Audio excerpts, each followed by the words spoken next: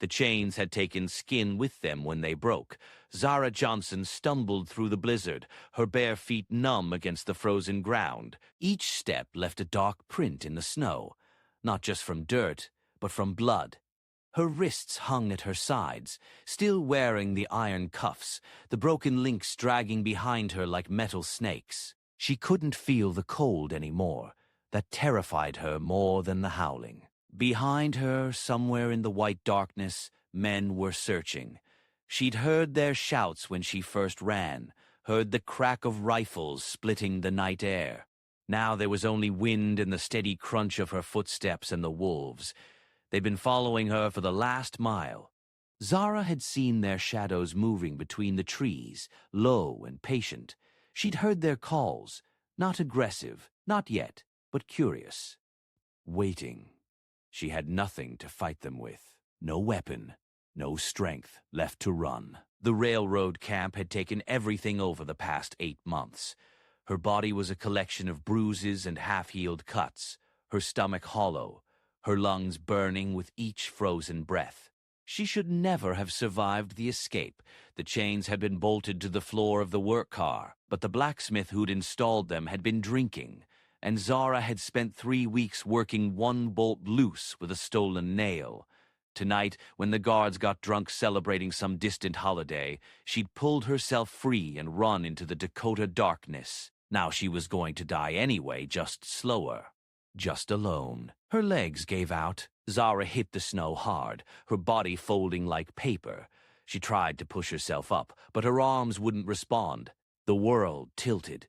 She could see the dark shapes of the wolves closing in, their eyes catching some hidden light. 6 of them, maybe more. She closed her eyes. At least it would be quick. The growling stopped. Zara forced her eyes open. The wolves had scattered, melting back into the trees like smoke. In their place stood a man. He was tall, wrapped in furs and buckskin, his long black hair whipping in the wind. A Lakota warrior, she realized. His face was hard, weathered, but his eyes held something she hadn't seen in months, something that looked almost like concern. He spoke in a language she didn't understand, his voice low and steady. Zara tried to answer, but her lips wouldn't form words. The darkness was closing in from the edges of her vision, warm and inviting despite the cold. She felt herself falling, felt the snow rising up to meet her. The last thing she remembered was the man kneeling beside her, strong arms lifting her from the ground, and the wolves beginning to howl again, not in hunger, but in something that sounded almost like farewell. Warmth came first, then pain. Zara's eyes opened to firelight dancing across leather walls. She was lying on furs, soft and thick beneath her broken body. The air smelled of smoke and herbs, nothing like the stench of unwashed bodies and fear that had filled the railroad camp. She tried to sit up. Every muscle screamed in protest. Easy. The voice was female, accented but clear. You move too fast, you tear the stitches. Zara turned her head. A Lakota woman sat beside her, maybe 30 years old, with kind eyes and careful hands. She was grinding something in a wooden bowl, creating a paste that smelled sharp and medicinal. Who are you? Zara's voice came out as a whisper. Winona, the man who carried you here is my brother Takoda. She gestured to Zara's wrists. I cleaned your wounds, put medicine. The iron sickness was starting, but I think we stopped it. Zara looked down. Clean bandages wrapped both wrists where the shackles had torn her skin. The cuffs themselves were gone. Someone had cut them off. Where am I? Winter camp. 3 miles from where Takoda found you. Winona's expression darkened. You shouldn't be here. None of us should help you. But my brother doesn't always listen to wisdom. Before Zara could respond, the tent flap opened. The man from the snow stepped inside, and Zara's breath caught. In the firelight, she could see him clearly now. Strong features, a scar running along his jaw, eyes that held both strength and deep sorrow. He wore his authority like a second skin. He spoke to Winona in Lakota, his tone firm but not angry. She responded sharply, gesturing at Zara, then at the tent entrance. An argument, clearly, about her. Finally, Takoda switched to English. You can understand me? Yes. Zara forced herself to sit up despite the pain. She needed to see his face, read his intentions. Thank you for saving my life. I haven't saved it yet. He crouched down to her level. The men hunting you, they're railroad men, contractors. They run a work camp 20 miles south. They take people like me and force us to lay track. Anyone who refuses gets beaten. Anyone who can't work anymore gets buried in unmarked graves. Takoda's jaw tightened. You're a freed slave. Was freed. In 1865, 11 years of freedom before they kidnapped me off a street in Kansas City. The bitterness in her voice surprised even herself. They take former slaves, tell us there's good work out west, then put us in chains the moment we're out of sight. Been doing it for 2 years now. Winona set down her bowl. How many others? 43 in my camp alone. They have others scattered along the railroad line. Zara met Takoda's eyes. I know you're risking everything by helping me. I heard what happened at the Little Bighorn. I know the army is hunting your people. If those contractors find me here, they'll kill everyone in this camp. Takoda's voice was flat, stating fact. The railroad wants our land. They want us gone. You being here gives them the excuse they need. Then let me go. I'll head north. Canada, maybe. I won't bring destruction to people who showed me mercy. Takoda shook his head. You won't make it 3 miles in your condition. The wolves would find you, or the cold, or the men with rifles. He stood, pacing the small space like a caged animal. My council wants me to take you back to the edge of railroad territory, leave you where you'll be found. That's a death sentence. Winona's voice was sharp. I know. Takoda turned back to Zara, which is why I haven't done it. But understand this. My people are starving. The buffalo are nearly gone. The army burned our food stores last month. We have maybe 6 weeks of supplies left, and winter is just beginning. His eyes held hers. Every decision I make now determines who lives and who dies. Zara felt the weight of it, the impossible mathematics of survival. Why did you carry me here? You could have left me in the snow. For a long moment, Takoda said nothing. Then, the railroad killed my wife. 2 years ago, they were blasting through sacred ground, and she went to pray at her mother's burial site. The explosion brought down half the mountain. His voice stayed steady, but Zara saw his hands clench. They didn't even stop work to dig her out, just kept laying track over the rubble. The tent fell silent except for the crackling fire.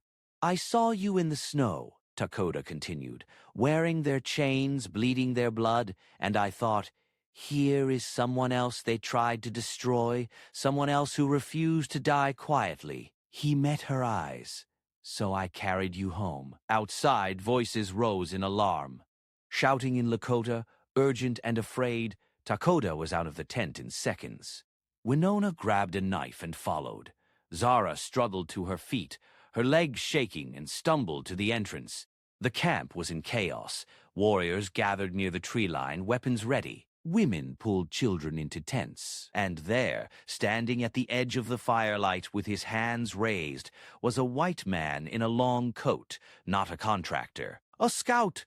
I mean no harm, the man called out in broken Lakota. I bring message. From Clayton Hayes. He knows the escaped woman is here. His eyes scanned the camp until they found Zara standing in the tent entrance. He says you have until dawn tomorrow to return his property. Or he burns this camp to ash and everyone in it. The scout turned and vanished into the darkness. Zara felt every eye in the camp turn toward her, not with hate, not yet, but with fear. The kind of fear that came from knowing death had just knocked on your door and promised to return. The council met by firelight, voices raised in anger and fear. Zara sat outside the circle, close enough to hear but far enough to show respect. She didn't need to understand every Lakota word to grasp the argument. Half wanted her gone immediately. The other half looked to Takoda, waiting for their chief to speak. He'd said nothing for 10 minutes. Finally, an older warrior with gray streaks in his hair stood and pointed directly at Zara. His voice was sharp, accusing. Winona, sitting beside her brother, translated in a whisper. "Mato says you brought death to our door. Says the spirits warned against sheltering outsiders." She paused as the elder continued. "He says his grandson is sick with fever. His daughter is pregnant. He asks, how many of our children must die for one stranger?" Zara's throat tightened. She wanted to argue, to defend herself, but what defense was there? Mato was right. Another voice rose, a younger warrior, muscled and fierce. Winona kept translating. "Kohana says we should kill you ourselves. Take your body to the railroad men. Show them we don't harbor their enemies." "Enough!" Takoda's voice cut through the debate like a blade. He stood, and the entire circle fell silent.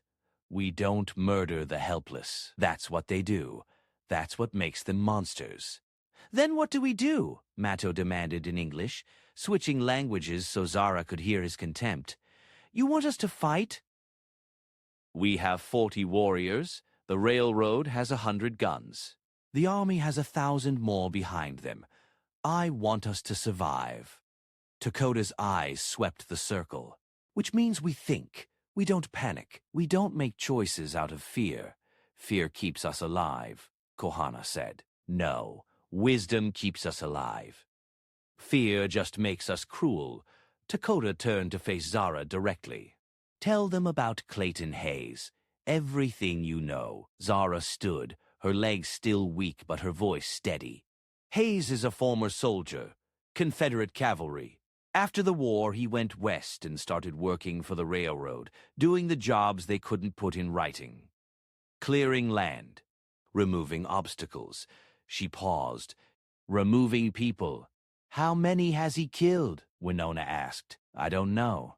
Dozens, maybe more. He killed a man in our camp for stealing food, beat him to death with his bare hands while we all watched. Said it was a lesson about obedience." Zara's hands trembled at the memory. "He keeps souvenirs, bones from the people he kills. Wears them on a cord around his neck." The circle shifted uneasily. "He has 12 men with him," Zara continued, "all armed with rifles. They're not soldiers, they're killers. They don't follow rules of engagement. If they come here at dawn, they won't just take me, they'll burn everything to hide the evidence. That's what they did to a Pawnee village last spring when someone tried to stop them from taking water rights." Mato's expression darkened. "Then we have no choice. We give her to them. You give me to them, they'll still burn this camp," Zara said flatly. "Hayes doesn't leave witnesses. You've all seen me now. You know what they're doing. That makes you dangerous." The silence that followed was suffocating. "There's another option." Takoda's voice was quiet but firm.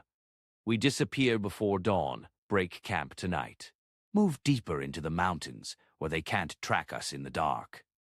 "In a blizzard," Mato gestured at the tent walls where wind howled against the leather. "With sick children and pregnant women, you'll kill us yourself. Better than staying here and burning. You're gambling everything on a stranger." Kohana stepped forward, his hand on his knife. "How do we know she's even telling the truth? Maybe she's bait. Maybe Hayes wants us to run so he can hunt us in the open." Zara met his hostile gaze. "If I was bait, I'd be healthy and whole, not half dead with infected wrists. Use your head." Kohana took another step toward her, but Takoda moved between them. "Touch her and answer to me." The tension crackled like lightning about to strike. Winona stood abruptly. "There's something else. Something I should have said earlier." She looked at her brother. "You remember 3 winters ago, when I traveled south to trade with the Arapaho?" Takoda nodded, confused. "I lied about why I was gone so long," Winona's voice cracked. "I went looking for Chayton." "My younger brother." "Your younger brother?" The circle erupted in shocked murmurs. Takoda's face went pale. Chayton died in the raid on? No, he was taken. The same way they took her. Winona pointed at Zara, tears streaming down her face. I found witnesses. Settlers who saw railroad contractors grab young native men from a trading post. They drugged them, chained them, put them to work in mines and on rail lines. I searched for months. I found 3 camps. Chayton wasn't in any of them. Why didn't you tell me? Takoda's voice was barely a whisper. Because I failed. Because I came home empty-handed and couldn't bear to give you hope just to watch it die. Winona turned to the council. That's why Takoda brought her here. Not just because of his wife. Because he looks at her chains and sees our brother's chains. Because saving her is the only way to save the part of himself that still believes Chayton might come home. The fire crackled in the devastating silence. Then the wolves began to howl. Not in the distance this time. Close. Right outside the camp perimeter. Dozens of them, their voices rising in a chorus that made the hair on Zara's neck stand up. Takoda grabbed his rifle and moved to the tent entrance. The entire council followed. The wolves ringed the camp, their eyes glowing in the darkness. They didn't approach, didn't threaten, just watched and sang their eerie song. It's a warning, Matto breathed. The spirits are speaking.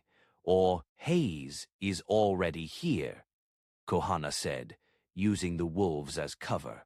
Takoda stared into the darkness, reading something in the way the pack moved. No, they're not with Hayes. They're protecting something. Protecting what? Winona asked. As if in answer, a single gunshot cracked through the night. The wolves scattered instantly, melting into the forest, and in the sudden silence, Zara heard something that froze her blood. Horses, multiple riders, coming fast. Hayes hadn't waited until dawn. Weapons! Now! Takoda's command cut through the panic.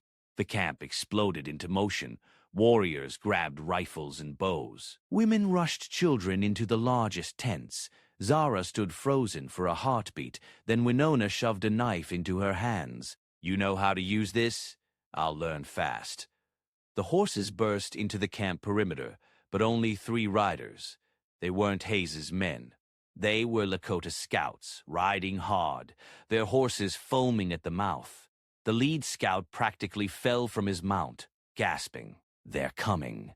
20 men, maybe more. Hayes split his force, half circle from the east, half from the west. They'll have us surrounded in minutes. Takoda's face turned to stone. How far? 10 minutes, maybe less. That's impossible, Matto said. They couldn't have reached us this fast, not in this terrain, not in the dark. The scout shook his head. They had a tracker, native, one of our own. He spat in disgust. Whoever he is, he knows these mountains like his own hand. Zara felt the weight of every eye turned toward her again. The accusation was unspoken but clear. This is your fault. She couldn't argue. It was, We move now, Takoda said. North trail, single file. Leave the fires burning so they think we're still here. We can't outrun them with children and elders, Kohana protested. We have to make a stand. Against 20 rifles? That's not a stand. That's suicide. Then what? We run until we freeze? Until they pick us off one by one? Kohana stepped closer to Takoda, his voice rising. You've led us into disaster chasing ghosts. Your dead wife. Your missing brother. Now this woman. When do you start protecting the living? Takoda's fist connected with Kohana's jaw, so fast Zara barely saw it move. The younger warrior hit the ground hard. I'm protecting all of you, Takoda said quietly. Even you, you fool. Now get up and help evacuate the camp, or stay here and die. Your choice. Kohana wiped blood from his lip, nodded once, and moved to help the others. Winona grabbed Zara's arm. Can you ride? Barely, but I'll manage. You'll have to. Winona pulled her toward the horse line. Stay close to me. If we get separated, head for the tall pine with the split trunk. You'll see it against the ridge line. That's the rally point. They had 5 minutes before chaos descended. The camp moved with practiced efficiency, the kind that came from running too many times before. Tents collapsed, supplies loaded onto horses and travaux. The sick and elderly mounted up, children bundled in furs and tied to saddles. Zara watched in grim admiration. These people were survivors. She was tying her own supply pack when she felt it, that crawling sensation of being watched. Zara turned slowly. At the edge of the firelight, barely visible in the shadows, a lone wolf sat watching her, not threatening, just observing. Its eyes held an intelligence that made her skin prickle. "They've been following you since we found you," Takoda said, appearing at her shoulder. "The pack, they don't usually behave this way." "What way?" "Protective, like they're guarding something." He studied the wolf, then her. "My grandmother would say the spirits sent them, that they see something in you worth preserving." "I don't believe in spirits." "Neither did I, until tonight." Takoda handed her a rifle. "You know how to shoot, point and pull the trigger? Close enough." He showed her how to load it, his hands quick and sure. "If Hayes catches up to us, aim for center mass. Don't try to be fancy. Just make them keep their heads down so others can escape." "You think we'll make it?" Takoda met her eyes. "I think we'll do everything in our power to survive. That's all anyone can do." A whistle cut through the night, the signal. The column began moving, silent as ghosts, heading for the North Trail. Zara mounted a small gray mare, her body screaming in protest. Winona rode beside her, Takoda at the front of the column. They made it 300 yards before the first shot rang out. The bullet hit a tree inches from Zara's head, spraying bark. The column scattered. More shots followed, muzzle flashes lighting up the forest. Hayes's men were in the trees, picking them off from cover. "Ambush!" someone screamed. A warrior fell from his horse, clutching his chest. Then another. The careful retreat became a panicked stampede. Horses crashed through underbrush. Children cried out, the night filled with gunfire and screaming. Zara saw Takoda wheel his horse around, rallying a group of warriors to return fire, creating cover for the others to escape. Suicide duty. She should run. She should get as far from here as possible.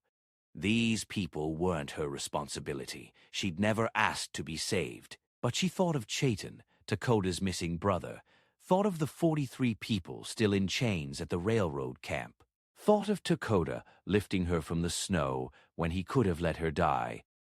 Zara turned her horse toward the gunfire. "What are you doing?" Winona grabbed her reins. "You'll get killed. If I run, Hayes follows." "He wants me, not you." Zara pulled free. "Get your people to safety. I'll lead him away." "That's insane." "Probably." Zara kicked her horse forward, riding straight at the muzzle flashes. "But I'm done running." She fired the rifle blindly, shouting, making herself the biggest target possible. The tactic worked. The shooting shifted, following her.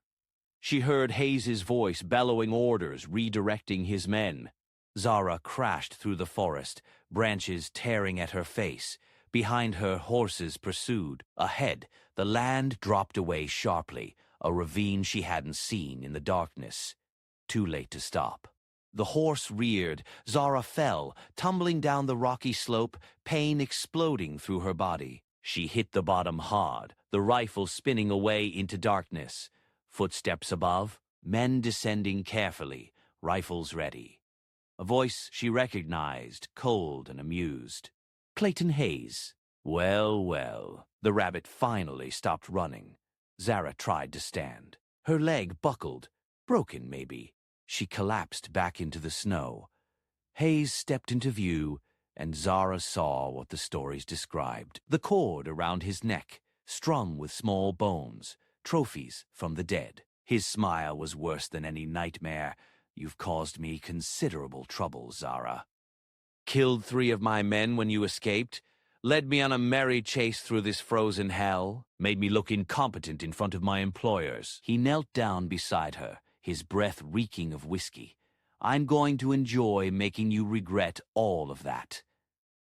He reached for her, and the wolf pack attacked. They came from everywhere at once, a flood of fur and fangs and fury. Hayes screamed, his men fired wildly. Chaos erupted. In the confusion, strong hands grabbed Zara and pulled her into the shadows. Not Takoda, someone else. Someone who moved like smoke. "Don't fight me," a male voice whispered in Lakota-accented English. "I'm getting you out of here." "Who?" "No time. They'll regroup in seconds." He carried her swiftly through the darkness, sure-footed despite the terrain. Behind them, Hayes was screaming orders, firing at wolves. Zara's rescuer brought her to a hidden cave mouth and set her down gently. In the dim light filtering through, she finally saw his face. Young, Lakota, with eyes that looked hauntingly familiar. "Chayton," she breathed.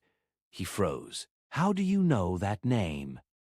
"Your brother, Takoda. He's been looking for you." The young man's face crumpled with emotion. He'd clearly been holding back for years. "Takoda is alive? Alive and fighting for his people right now, while Hayes hunts them because of me." Chayton's jaw set with determination. "Then we end this. Tonight." "You've been with them this whole time?" Zara stared at Chayton in disbelief. "Working for Hayes? Working against him?" Chayton checked the cave entrance, listening for pursuit. "I was taken 3 years ago, forced to work the rail line, but I learned their language, their ways. Made myself useful as a tracker so they'd trust me." His voice hardened. "I've been sabotaging them from inside, redirecting supplies, warning camps before raids. Tonight, I led Hayes's men in circles for an hour before bringing them here. Why not just escape? Because there are 43 people still in chains." "You said it yourself." His eyes burned with purpose. "I stay because someone has to know where the camps are. Someone has to remember the names. Someone has to survive to tell the truth." Zara felt shame wash over her. She'd run. He'd stayed. "Hayes knows you betrayed him by now," she said. "Those wolves attacking, he'll figure out you led him into a trap." "Good. Let him know." Chayton pulled a knife from his belt. "I'm done pretending. Done watching people die while I play the obedient dog." He met her eyes. "But I need your help. Hayes is too dangerous to face alone. If we can get back to Takoda." A gunshot cracked. Rock exploded near the cave entrance. "Found you!" Hayes's voice echoed off the ravine walls. "Chayton, you traitorous bastard! You think you're clever. You think I didn't notice supplies going missing? Routes changing?" More shots! Chayton pulled Zara deeper into the cave. "There's a back way out," he whispered. "Narrow. You'll have to crawl. Can you move with that leg?" Zara tested her weight. Pain shot through her like lightning, but the bone wasn't broken. Just badly twisted.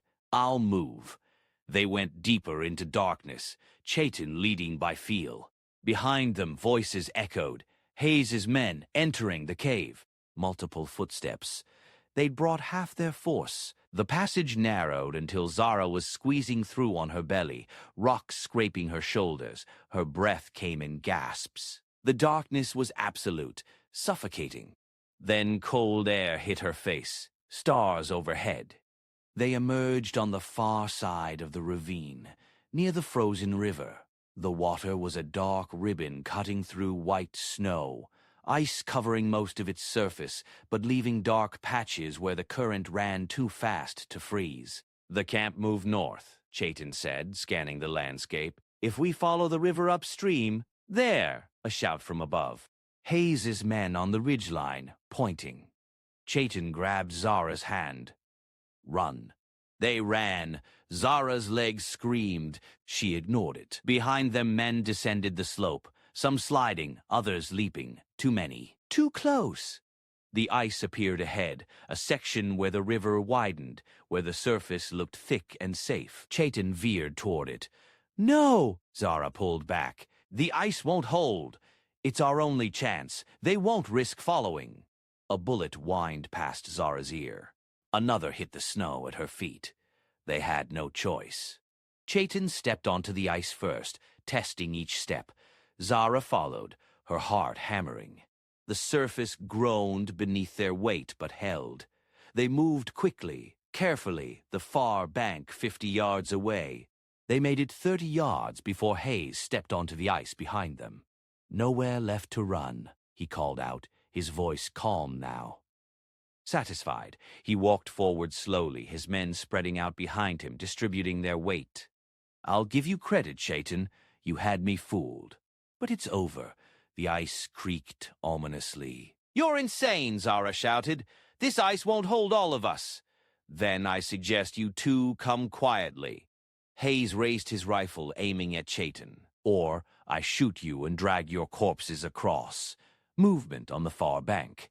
Zara's heart leapt. Takoda and a group of warriors emerging from the tree line. They'd circled back. They'd found them. Hayes saw them too. His smile faded. "Seems we have a standoff," Takoda called across the ice. His voice carried clear and strong. "Brother, it's good to see you alive." Chayton's face crumpled. 3 years of pain and loneliness breaking through. "Takoda." Touching, Hayes spat. "Unfortunately for you all, I still have the numbers. And the ice." He gestured to his men. "Kill them. Kill them all." The world exploded into gunfire. Takoda's warriors returned fire. Hayes' men scattered, dropping flat on the ice to present smaller targets. Zara grabbed Chayton and pulled him down. Bullets cracked through the air, chipping ice, thudding into snow. Then the ice screamed, a sound like thunder, deep and fundamental. A crack appeared, racing across the surface like black lightning. It split the ice between Hayes's men and Zara's position. "Back," Hayes roared. "Get back to shore." But panic had set in.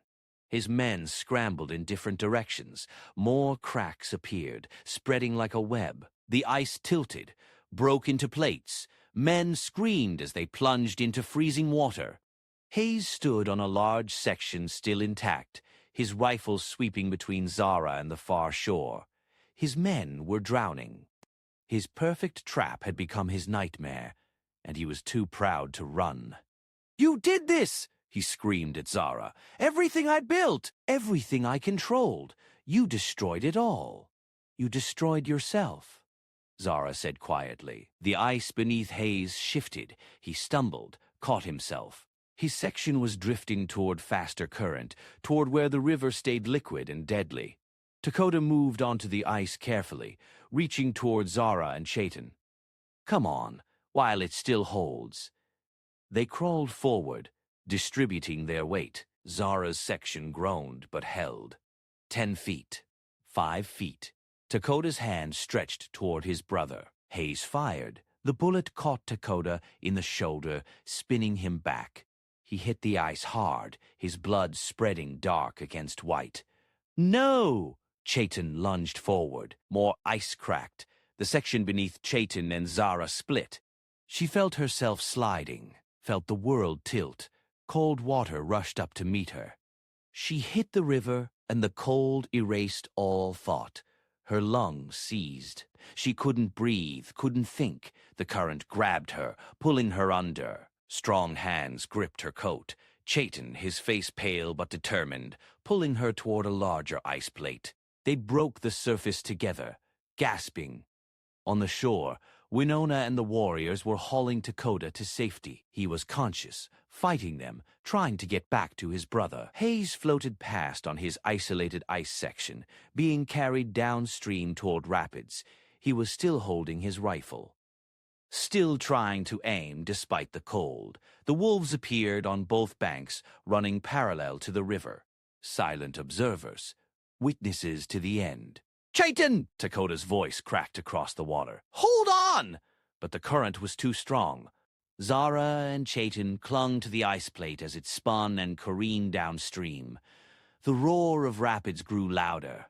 White water ahead, rocks like teeth. "We have to let go," Chayton said. "Try for the bank before the falls."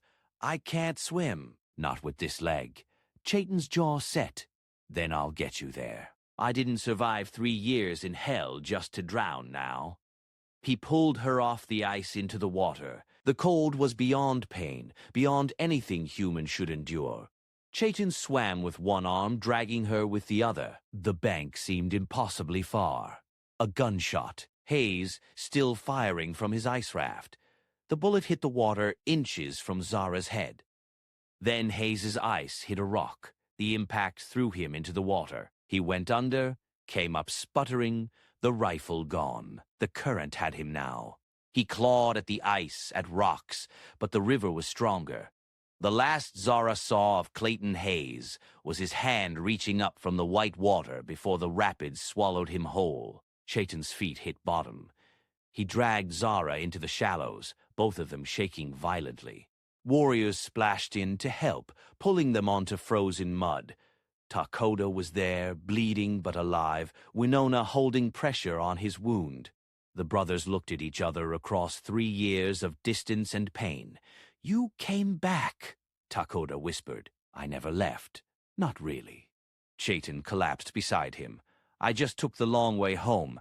Zara lay in the snow, her body shutting down from cold and exhaustion. Through dimming vision, she saw the wolves on the ridgeline, watching, protecting. Then darkness took her, and she knew nothing more. Zara woke to firelight and voices singing in Lakota. Her body felt distant, like it belonged to someone else. Every muscle ached. Her lungs burned with each breath, but she was warm, alive. The furs around her smelled of smoke and sage. Winona's face appeared above her. "Welcome back. We thought we'd lost you." "How long?" 2 days. You had fever. Your body was fighting the cold, the exhaustion, everything at once. Winona helped her sit up slowly. "But you're strong. Stronger than you look." Through the tent opening, Zara could see the camp. Different from before. Smaller, more hidden. Tucked into a narrow canyon with high walls. Defensible. Smart. Takoda? Healing. The bullet went through clean. He'll have a scar to match the one on his jaw, but he'll live. Winona's expression softened. "He wants to see you." They both do. She helped Zara stand. Her leg held weight now, though it hurt. They walked slowly to another tent where Takoda sat with his arm in a sling, Chayton beside him. The brothers were talking quietly, their heads close together. Years of separation being bridged, one story at a time. They looked up when Zara entered. "You should still be resting," Takoda said, but there was warmth in his voice. "I've rested enough." Zara sat carefully. "What happened to Hayes's men, the ones who survived the river?" "Scattered," Chayton said. "Leaderless. Most fled back to the railroad. Without Hayes, they're just hired guns with no one to pay them." He paused. "But the railroad will send others. They always do. Then we have time." "Maybe a week, maybe a month." Takoda met Zara's eyes. "Which brings us to you. What happens now?" Zara had been asking herself the same question. "I should leave. Keep moving north. You've already risked too much." "You'll die out there alone," Winona said bluntly. "Winter's just beginning. You have no supplies, no knowledge of the land. Then what's the alternative? Stay here and bring more danger to your people?" "The danger's already here," Takoda said quietly. "It was here before you arrived. The railroad, the army, the people who think they can take what isn't theirs and bury anyone who resists." He leaned forward despite the pain in his shoulder. "You asked me once why I carried you from the snow. I'll tell you the truth now. I saw someone who refused to accept chains, someone who would rather die free than live on her knees. That's the spirit my people need. That's the spirit I need. You want me to stay? I want you to choose." Takoda's voice was firm. "Stay and help us fight back. Or go and find your freedom elsewhere. Either way, you'll have supplies. Food, weapons, knowledge of safe paths north." He smiled slightly. "But know this, if you stay, we're going after the railroad camps, all of them. We're freeing every person they've chained." Zara's heart hammered. That's suicide. You said yourself they have hundreds of men. They do. But we have something they don't. Chaitin's eyes blazed. We know their locations, their schedules, their weaknesses. I spent 3 years learning every detail, every guard rotation, every supply route. He pulled out a worn piece of paper covered in markings. 43 people in your camp, 62 in another, 31 in a third, all within 50 miles of each other. You want to hit them all at once, Zara breathed, understanding dawning? Before they can reinforce, before word spreads. Takoda nodded. One night, 3 camps, free them all and disappear before the railroad knows what happened. That's insane. Probably. Takoda's smile widened. But you rode straight at armed men to save people you barely knew. I don't think you're afraid of insane. Zara looked at the 3 of them. Takoda, wounded but unbroken. Chaitin, carrying 3 years of pain and purpose. Winona, fierce and protective. They were offering her something she hadn't had since the chains closed around her wrists. A choice, a purpose, a family. The people in those camps, Zara said slowly, they won't be able to travel fast. Most will be sick or injured. Some won't even know how to survive out here. Then we teach them, Winona said. We give them what they need and point them toward freedom. Canada, Mexico, wherever they choose to go. And if the army comes after us, they're already hunting us. Takoda's voice was steady. At least this way, we'll have made it worth their while. Zara thought of the 43 people she'd left behind, the faces she'd memorized during endless days of forced labor. Malik, who'd been a teacher before they took him. Nia, who sang hymns while she worked to keep everyone's spirits up. Old Joseph, who'd survived slavery only to be enslaved again. She thought of Hayes drowning in the rapids, his bone necklace dragging him down. She thought of the wolves, watching and waiting, as if they knew something the humans didn't. I'm staying, Zara said, and I'm helping you burn their whole operation to the ground. Takoda extended his good hand. She took it. His grip was strong, calloused from years of survival. Then we start planning tomorrow. Tonight, we rest, we heal, we prepare. One more thing, Chaitin said, his expression serious. The wolves. They haven't left. They're still out there, circling the camp every night. My grandmother used to say, when wolves guard a place, it means the spirits have chosen it for something important. Or they're just waiting for us to die so they can eat us, Winona said dryly. Chaitin laughed, a sound that was rusty but genuine. Maybe. But I prefer grandmother's version. That night, Zara stood at the edge of camp, looking out at the darkness. Her body still ached. Her wrists would carry scars forever. But for the first time in 8 months, she felt something other than fear. She felt ready.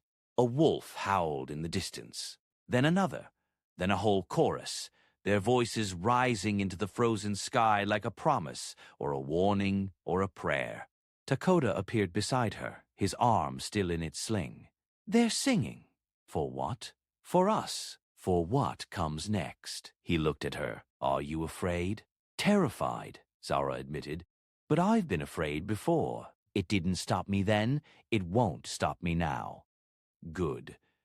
Takoda's expression hardened with determination. Because the railroad thinks they can take everything. Our land, our people, our dignity, they think chains and bullets and fear are enough to break us. They're wrong, Zara said quietly. They're wrong, Takoda agreed. And we're going to prove it. They stood together in the darkness, 2 survivors who'd found each other in the worst moment of their lives. Behind them, the camp settled into rest. Ahead, 3 camps full of people who'd lost hope waited for liberation they didn't know was coming. The wolves howled again, closer now. Zara could see their shapes moving through the trees. Not threatening, escorting, protecting what needed to be protected. Tomorrow we plan, Takoda said. In 3 days we move. In 4 days we change everything. Zara smiled, despite the cold, despite the fear, despite everything that could go wrong. Then let's make it count. The wind carried their words into the night, where the wolves heard and remembered, where the spirits watched and waited, where the story of chains and freedom, of justice and vengeance, of survival against impossible odds was just beginning. Because some things can't be chained, some fires can't be extinguished, and some voices, like the wolves' howl echoing through the mountains, refuse to be silenced. The real fight was about to begin.